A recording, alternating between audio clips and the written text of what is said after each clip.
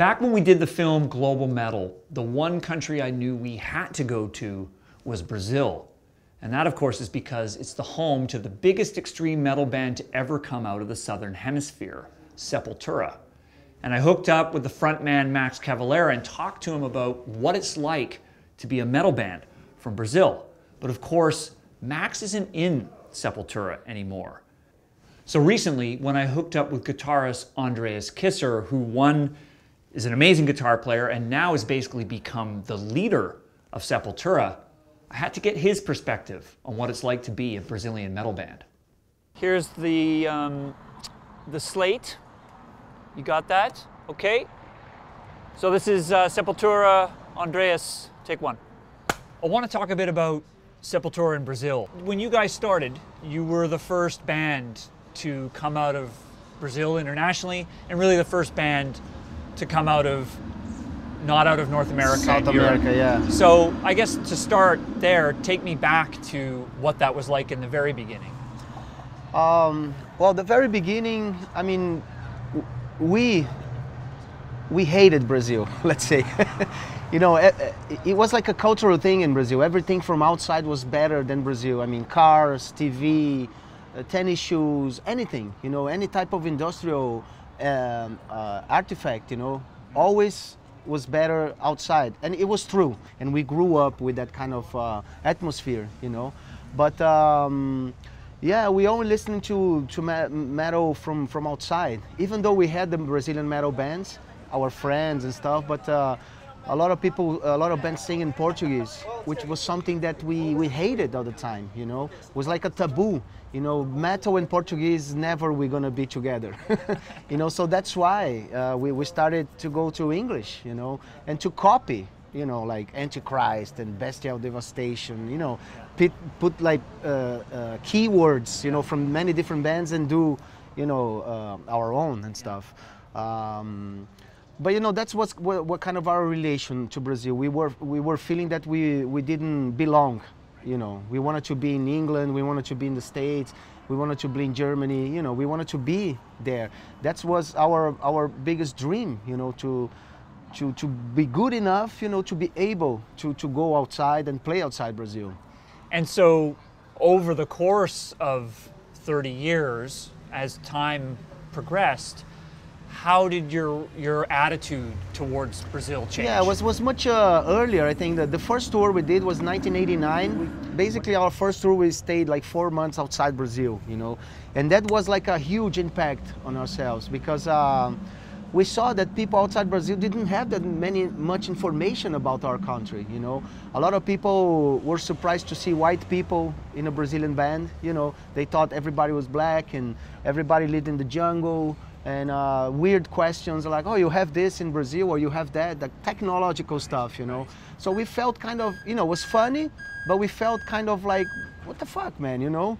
I mean, they don't know anything about it, you know. So that was the beginning of our urge, you know, to put Brazil in our lyrics, in our music and stuff. So we started really step by step, you know. Like I said, Beneath the Remains tour was very important, but I think it was the Arise tour that was really, you know, open our heads to the world. And at the same time, you know, I used this analogy that a spaceman, you know, looking Earth from the moon. Yeah. You have a totally different perspective of the world, of the planet. You see a little ball like, you know, floating in the universe and stuff, you know, and we saw Brazil like that, you know. We saw, wow, Brazil is a unique country with unique rhythms, unique music and people and stuff, you know, and naturally we start using that in our favor, you know. You guys were kind of forced into this position of being representatives of a country that people knew nothing Something about. that we're trying to avoid. Exactly, there's an irony there, right? You were trying to avoid it, but then people wanted to know what your country was like. But we felt more Brazilians, you know. It's like that effect, really, you know.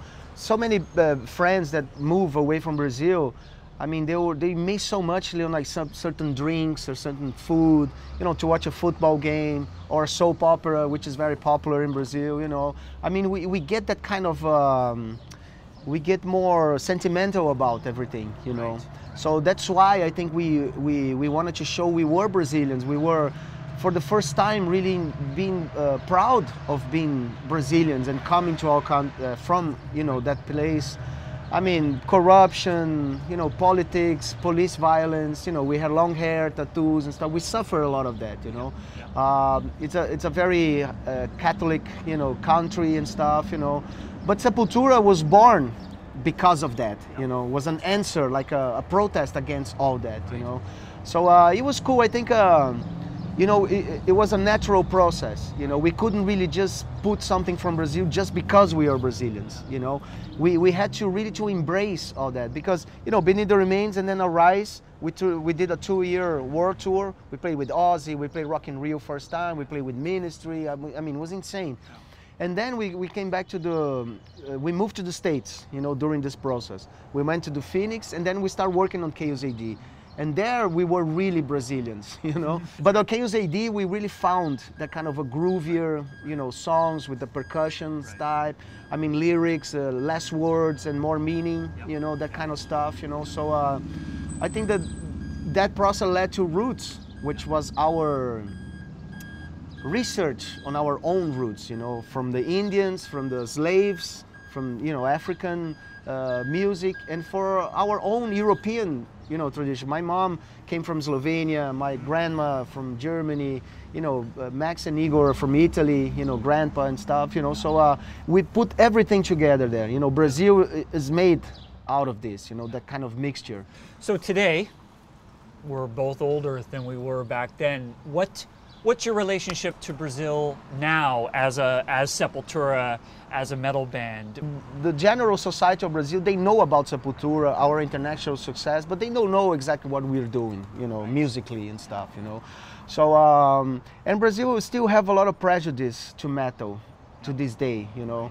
I mean, there are big national campaigns, like for vaccination against ill, or, you know, try to raise money for the poor and stuff. And heavy metal is always ignored on this, you know. So I fight a lot for that, you know, to show that the metal crowd in Brazil is huge. I mean, you see Black Sabbath, Metallica, all the great bands, the festivals are sold out in hours, you know. Iron Maiden, I mean, you name it. And the local scene is stronger than ever. You know, like I said, people didn't sing in Portuguese before. Now there are a lot of bands singing in Portuguese, heavy, aggressive music. We don't have that kind of bullshit anymore, you know, just express and stuff. So the momentum is great, but still the society of Brazil don't understand that much. And of course, one of the great mysteries is that there still to this day has not been another Sepultura, in the sense that there has yet to be another internationally successful metal band to break out of... Don't ask me.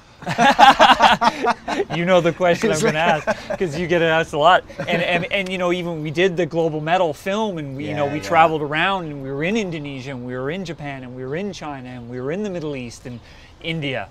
And it's there, but there's still a long way to go. Yes, it seems. definitely, you know? definitely. No, I mean, it's hard to say why only Sepultura. I think it's just the timing, you know, like the mid-'80s, you know, Brazil was, in '85 was when Brazil was moving away from the dictatorship that was like for more than 20 years, you know, was, well, 64 to 85. And then, you know, during that decade, that 5 years to 85 to 90, everything happened in Brazil, not only for metal, but for rock and roll in general, you know, because military, you know, very close, rock and roll didn't have that much room and stuff. So Rock in Rio Festival was really something very important, you know. January '85 brought all the big names from outside, and at the same time gave room to the Brazilian acts to present themselves at the same stage, you know, that people. It was amazing. It was huge. Showed the footage of you guys playing in global metal, and it's was great. So incredible. I mean, it really opened a lot of doors for us in our own home country, you know. It was great. But Sepultura is something, it's really hard to explain, man. It's just like the momentum, I guess, you know. Just metal was so popular, you know, it was really, everybody was, you know, making metal, it seems like. Well, you know, it was like Brazil was exploding and metal was exploding at the same time. And then Nirvana came.